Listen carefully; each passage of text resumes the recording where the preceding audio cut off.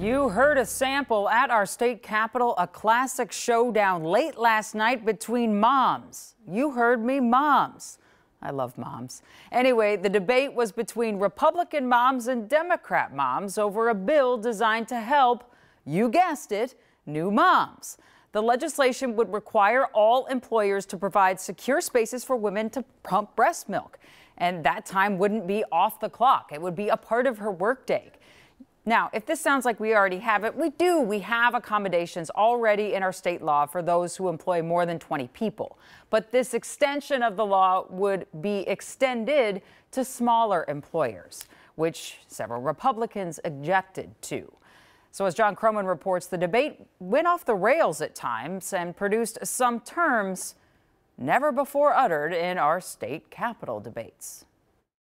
Here at the Capitol, we're used to spirited debates anytime we talk about a new government mandate. And this one, expanding accommodations for new moms, was no exception.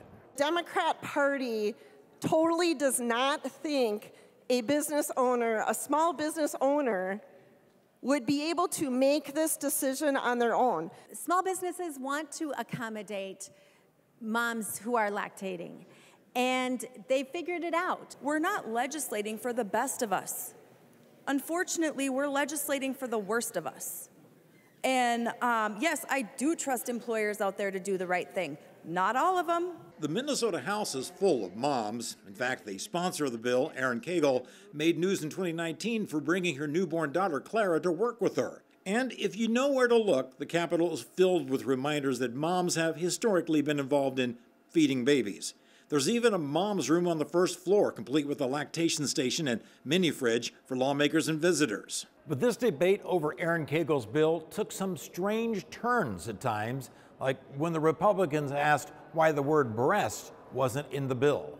Representative Cagle, I'm just wondering why the word breast was stricken. Representative Scott, I guess I just don't think it's necessary to identify where milk comes from in a statute. Representative Scott. Okay, well, that's interesting.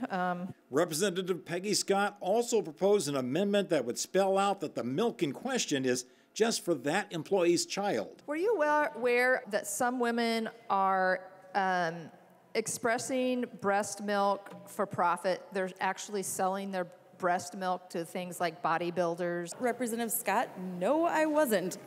Republicans were especially upset that the bill gets rid of language that allows exceptions when pumping milk unduly disrupts an employee operation.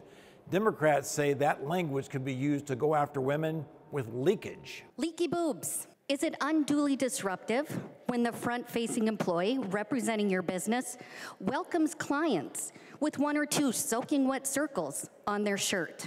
Members, I believe in this context, we can agree that leaky boobs are bonkers. And so is this amendment. Vote red. Guess what? Any brand new mom has dealt with leaky boobs. We've dealt with it. That's what happens. But you know what? We figure out how to deal with it. The bill passed on a straight party line vote with Democrats in favor and Republicans against. Republicans again expressing concern that small employers won't be able to provide these clean, private, secure spaces the law calls for. Back to you. All righty then. Thank you, John Croman. The lactation accommodation bill is still making its way through the committee process in the Senate, and I'm sure we'll go to that hearing as well.